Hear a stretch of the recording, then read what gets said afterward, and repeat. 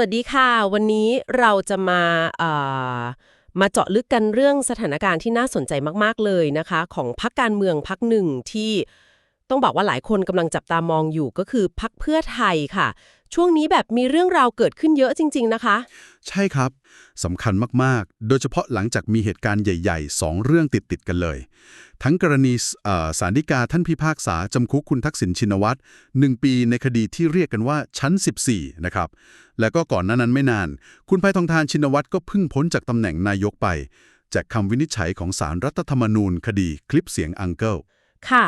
ฟังดูสถานการณ์นี่สั่นคลอนไม่เบาเลยนะคะการวิเคราะห์ของเราวันนี้ก็จะอิงจากบทความชิ้นหนึ่งค่ะชื่อว่าเพื่อไทยหมอบรอฟื้นหรือล่มสลายบทความนี้เพิ่งเผยแพร่เมื่อ14กันยายน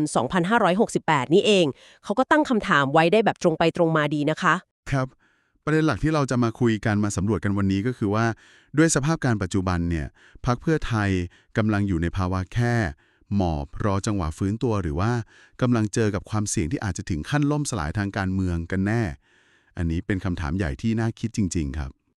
ค่ะงั้นเรามาเริ่มกันที่ปฏิกิริยาของคนสำคัญในพรรคก่อนดีไหมคะว่าเขามองสถานการณ์ที่เกิดขึ้นยังไงกันบ้างอย่างหลังคำตัดสินคดีชั้น14คุณทักษิณเองก็ออกมาเคลื่อนไหวทางโซเชียล ใช่ครับมีโพสต์ข้อความที่น่าสนใจทีเดียวครับ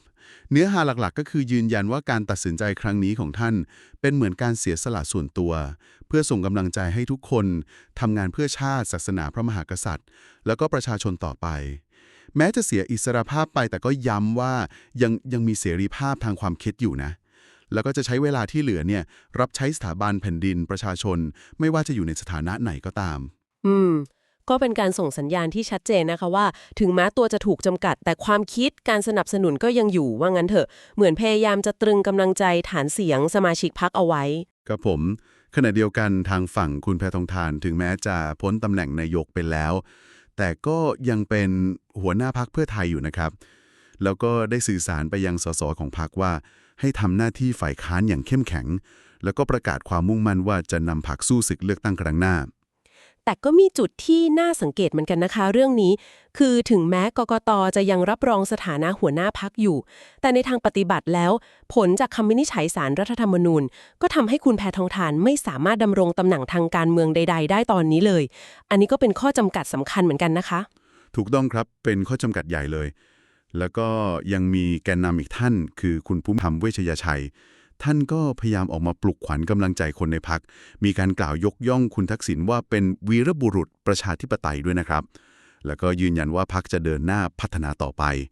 แล้วก็ไม่ได้กังวลเรื่องสสย้ายพักหรือที่เรียกกันว่างูเห่านะครับมองว่าเป็นสิทธิส่วนบุคคลไปค่ะ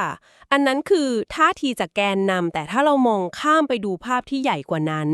ประเด็นแรกที่น่าสนใจมากก็คือภูมิทัศน์การเมืองที่มันเปลี่ยนไปแล้ว ใช่ครับจุดนี้สำคัญมาก บทความชี้ว่าการเมืองไทยตอนนี้กำลังเข้าสู่ยุคที่บทบาทของคนรุ่นใหม่มีน้ำหนักมากขึ้นชัดเจนเลยทำให้พรรคเพื่อไทยเนี่ยอาจจะไม่สามารถพึ่งแค่บารมีนายใหญ่หรือว่าผลงานเก่าๆในอดีตได้เหมือนเดิมอีกต่อไปแล้วเหมือนกับว่าสูตรสำเร็จเดิมๆที่เคยใช้ได้ผลมาตลอดมันอาจจะแบบไม่ได้ผลเหมือนเดิมแล้วในบริบทปัจจุบันนี้มีความเป็นไปได้สูงครับบทความยังตั้งข้อสังเกตด้วยว่ากระแสหรือสัญญาณบางอย่างที่บางทีก็เรียกว่าพลังพิเศษเนี่ยดูเหมือนจะไม่ค่อยส่งเสริมแนวทางหรือระบอบทักษิณเท่าไหร่แล้วในตอนนี้ประกอบกับผลงานช่วง2 ปีที่ผ่านมาบทความวิเคราะห์ว่าพรรคถูกมองว่ายังแก้ปัญหาเศรษฐกิจได้ไม่ได้อย่างที่คาดหวังแล้วก็การบริหารบางเรื่องก็ดันไปก่อให้เกิดความขัดแย้งขึ้นมาอีกปัจจัยพวกนี้ก็ส่งผลให้ความนิยมโดยรวมของพรรคดูจะลดลงไปแม้ว่าฐานเสียงเดิมในบางพื้นที่อาจจะยังเหนียวแน่นอยู่ต่อก็ตามนะครับ อืมก็คือถึงแม้จะมีฐานเสียงเดิมแต่ภาพรวมคือความนิยมลดลง ใช่ครับประมาณนั้นเลยนอกจากเรื่องภาพลักษณ์ผลงานฐานเสียงที่เปลี่ยนไปแล้ว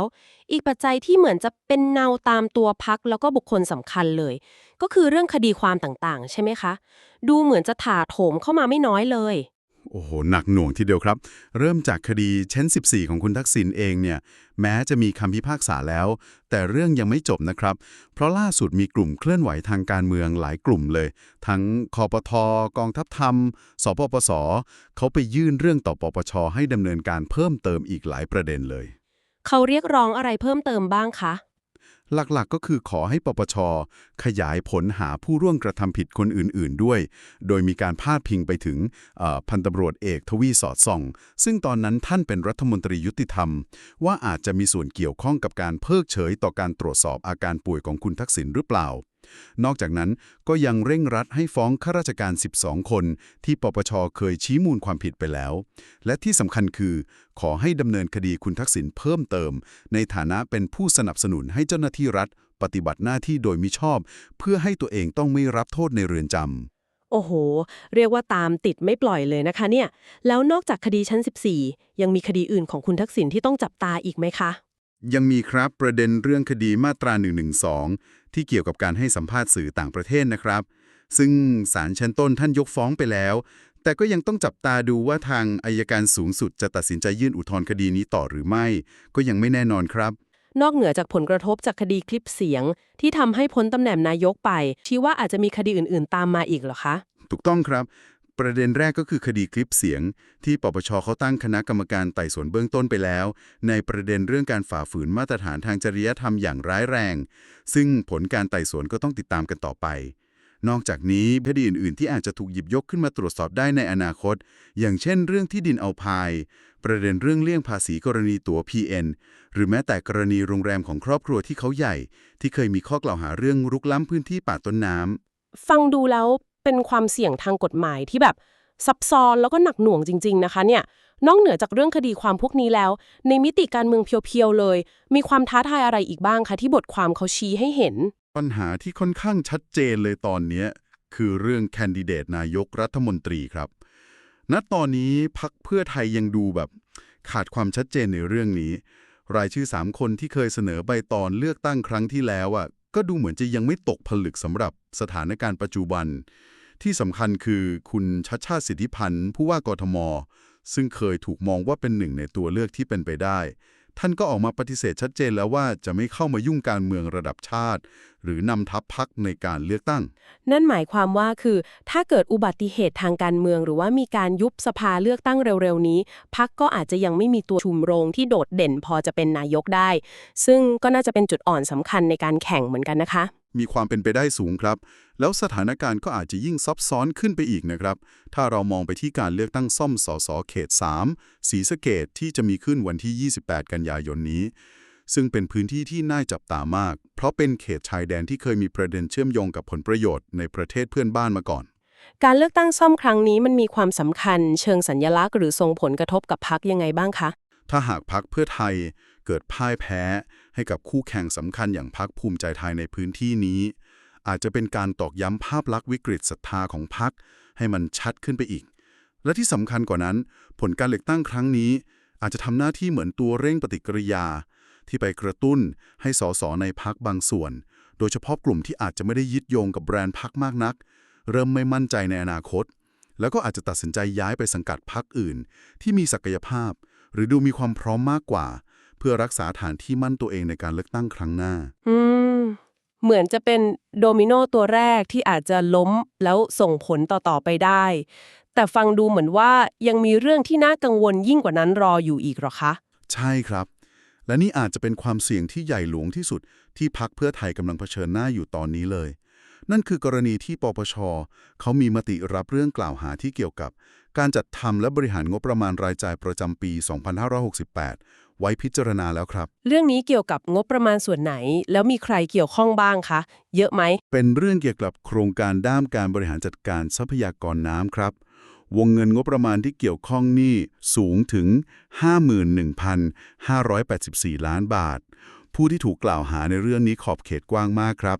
ตั้งแต่สสแบบแบ่งเขตของพรรคเพื่อไทยทั้งหมดเลยอดีตผู้บริหารพรรคบางคนที่ปรึกษานายกตอนนั้นแล้วก็รวมถึงผู้บริหารระดับสูงของสำนักงบประมาณด้วยครับข้อกล่าวหาหลักคืออะไรคะฟังดูร้ายแรงจังข้อกล่าวหาหลักก็คืออ้างว่ามีพฤติการที่เข้าข่ายเป็นการฝ่าฝืนรัฐธรรมนูญมาตรา144 วรรค 2ซึ่งว่าด้วยการห้ามสส สวหรือกรรมาธิการเข้าไปก้าวก่ายแทรกแซงกระบวนการพิจารณาจัดสรรงบประมาณไม่ว่าทางตรงหรือทางอ้อมในกรณีนี้ข้อกล่าวหาก็คือมีการใช้อำนาจหน้าที่เข้าไปแทรกแซงการจัดทำและบริหารงบประมาณปี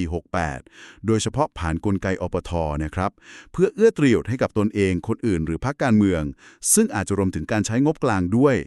มาตรา 144 นี้เป็นมาตราที่เคยมีคำวินิจฉัยออกมาแล้วก็ส่งผลกระทบรุนแรงกับสสที่เกี่ยวข้องด้วยใช่ไหมคะถูกต้องครับ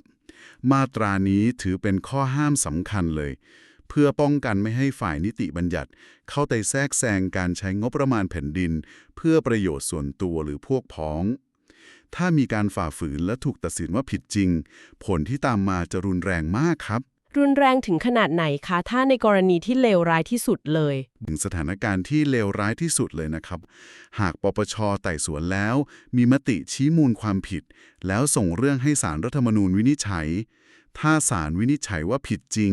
ตามมาตรา 144 วรรค 2 สสแบบแบ่งเขตของพรรคเพื่อไทยทั้งหมดที่ถูกกล่าวหาอาจจะต้องพ้นจากตำแหน่งแล้วก็ถูกเพิกถอนสิทธิที่สมัครรับเลือกตั้งหรือว่าตัดสิทธิทางการเมืองไปเลยนานถึง10 ปีครับสสเขตทั้งหมดเลยนะคะโอ้โหนั้นมันกระทบโครงสร้างหลักของพรรคเลยใช่ไหมคะใช่ครับบทความถึงกับใช้คำว่าอาจจะเกิดภาวะตายยกแผงเลยทีเดียวคล้ายๆกับกรณีคุณพิเชษฐ์เชื้อเมืองพานอดีตสสเชียงรายที่เคยถูกตัดสิทธิ์ทางการเมืองจากกรณีคล้ายๆกันไปแล้วถ้าสถานการณ์นี้มันเกิดขึ้นจริงกับพรรคเพื่อไทยจะถือเป็นการสั่นสะเทือนครั้งใหญ่มากๆอาจจะส่งผลให้พรรคสูญเสียฐานกำลังสำคัญคือสสเขตไปเกือบทั้งหมดในคราวเดียวซึ่งเป็นความเสี่ยงระดับที่แบบชี้เป็นชี้ตายอนาคตพรรคได้เลยครับฟังแล้วน่าตกใจมากค่ะกับผลกระทบที่อาจจะเกิดขึ้นแล้วเรื่องที่ครม.เขามีมติให้ยกเลิกการใช้งบประมาณในส่วนที่เกี่ยวข้องไปส่วนหนึ่งเมื่อวันที่ 9 กันยายนที่ผ่านมาล่ะคะอันนั้นพอจะช่วยบรรเทาสถานการณ์ทางกฎหมายได้บ้างไหมคะเป็นประเด็นที่น่าสนใจครับตามข้อมูลคือครม.ตอนนั้นมีคุณภูมิธรรมเป็นประธานในฐานะรักษาราชการแทนนายกได้มีมติให้ยกเลิกงบประมาณส่วนนี้ไปประมาณ 7.4 พันล้านบาทตั้งข้อสังเกตไว้น่าคิดครับว่าการดำเนินการแบบนั้นอาจจะสายเกินไปในทางกฎหมายเพราะหากการกระทำที่เข้าข่ายความผิดเช่นการอนุมัติงบหรือการสั่งการให้จัดสรรงบโดยมิชอบมันได้เกิดขึ้นไปแล้วก็ถือว่าองค์ประกอบความผิดมันสำเร็จไปแล้วการมายกเลิกงบที่หลังอาจจะไม่มีผลเปลี่ยนแปลงข้อเท็จจริงทางคดีที่เกิดขึ้นไปแล้วได้ครับโอ้โหสถานการณ์ดูเหมือนจะถูกรุมล้อมด้วยความท้าทายจากทุกทิศทางจริงๆนะคะ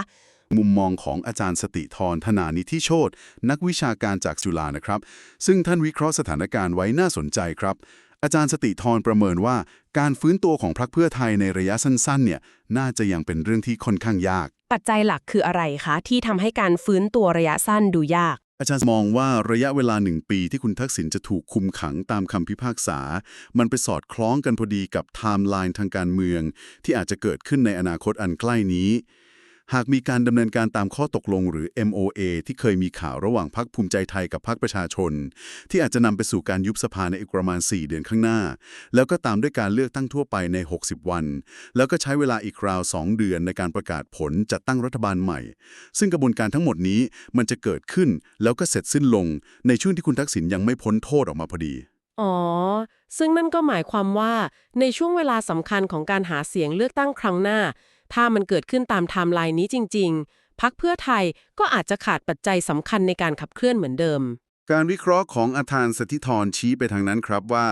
บทบาทของพรรคเพื่อไทยในสนามเลือกตั้งครั้งหน้าถ้าเกิดขึ้นตามกรอบเวลานี้อาจจะไม่แข็งแกร่งหรืออยู่ในสถานะที่ได้เปรียบเหมือนในอดีตทำให้สมการการเมืองใหม่มีแนวโน้มว่าจะกลายเป็นการแข่งขันหลักระหว่าง2 พรรคใหญ่คือพรรคภูมิใจไทยกับพรรคประชาชนโดยมีพรรคขนาดกลางเล็กอื่นๆเข้ามาเป็นตัวแปรร่วมด้วยทำให้ระบบการเมืองไทยน่าจะเปลี่ยนไปสู่ลักษณะที่เป็นระบบหลายพรรคมากขึ้นที่มีการแข่งขันสูงขึ้นครับแล้วปรากฏการณ์สสไหลออกหรืองูเห่าที่คุณภูมิธรรมบอกว่าไม่กังวลล่ะคะอาจารย์สติธรมองเรื่องนี้ตรงกันไหมในประเด็นนี้อาจารย์สติธรให้ความเห็นว่าในช่วงเวลาอันใกล้นี้เช่นอีก4 เดือนข้างหน้าอาจจะยังไม่เห็นภาพการไหลออกของสสชัดเจนนักแต่ท่านก็ประเมินว่ามีความเป็นไปได้สูงว่าเมื่อสถานการณ์การเมืองเดินไปถึงจุดที่มีการยุบสภาแล้วก็กำหนดวันเลือกตั้งแน่นอนแล้วเราอาจจะได้เห็นสสโดยเฉพาะสสเขต ที่อาจจะไม่ได้พึ่งแบรนด์เพื่อไทยเป็นหลักหรือมองว่าฐานเสียงตัวเองไม่ได้ขึ้นกับพรรคมากนักเริ่มตัดสินใจย้ายไปสังกัดพรรคการเมืองอื่นที่มีศักยภาพความพร้อมหรือมีข้อเสนอที่ดีกว่าเพื่อเพิ่มโอกาสในการรักษาเก้าอี้สสของตัวเองในการเลือกตั้งครั้งต่อไปฟังทั้งหมดนี้แล้วอนาคตของพรรคเพื่อไทยนี่ดูจะเต็มไปด้วยเมฆหมอกของความไม่แน่นอนแล้วก็ความท้าทายที่หนักหน่วงจริงๆนะคะ ใช่ครับสรุปภาพรวมได้เลยว่าพรรคเพื่อไทยกำลังเผชิญกับมรสุมลูกใหญ่จากหลายทิศทางพร้อมๆกันเลย ทั้งปัญหาเรื่องภาวะผู้นำที่คนหนึ่งก็อยู่ในเรือนจำอีกคนก็ติดข้อจำกัดทางกฎหมายจากคำวินิจฉัยศาลไหนจะคดีความต่างๆที่ยังเป็นเหมือนระเบิดเวลารออยู่การต้องปรับยุทธศาสตร์ให้เข้ากับภูมิทัศน์การเมืองยุคใหม่ที่ไม่เหมือนเดิมและที่สำคัญที่สุดคือความเสี่ยงทางกฎหมายครั้งใหญ่จากคดีงบประมาณปี 68 ที่อาจส่งผลกระทบรุนแรงถึงขั้นทำให้โครงสร้างสสเขตของพรรคแทบจะล่มสลายได้เลยเป็นสถานการณ์ที่ซับซ้อนแล้วก็ต้องติดตามอย่างใกล้ชิดจริงๆค่ะข้อมูลที่เราได้เจาะลึกกันในวันนี้เพื่อไทยหมอบเราฟื้นหรือล่มสลายก็ทำให้เกิดคำถามชวนคิดตามมาไม่น้อยเลยนะคะว่าสิ่งที่กำลังเกิดขึ้นกับพรรคเพื่อไทยวันนี้มันกำลังสะท้อนให้เห็นถึงความเปราะบางของระบบการเมืองไทยที่ยังคงยึดโยงกับตัวบุคคลเป็นศูนย์กลางหรือว่ากำลังฉายภาพความท้าทายครั้งใหญ่ของพรรคการเมืองเก่าแก่ในการปรับตัวเพื่อความอยู่รอดท่ามกลางสภาพแวดล้อมทางการเมืองที่เปลี่ยนแปลงไปอย่างสิ้นเชิง ครับและท้ายที่สุดคำถามที่ยังไม่มีคำตอบก็คือเส้นทางข้างหน้าของพรรคเพื่อไทยจะเป็นไปในทิศทางไหนพวกเขาจะกลายเป็นเพียงหน้าหนึ่งในประวัติศาสตร์การเมืองไทยหรือยังคงมีความหวังมีศักยภาพที่จะปรับตัวฟื้นฟูแล้วก็กลับมามีบทบาทสำคัญทางการเมืองได้อีกครั้งภายใต้เงื่อนไขบริบทใหม่ๆที่กำลังเผชิญอยู่นี้ซึ่งคงเป็นเรื่องที่เราทุกคนต้องเฝ้าจับตามองพัฒนาการกันต่อไปอย่างไม่กระพริบตาเลยครับ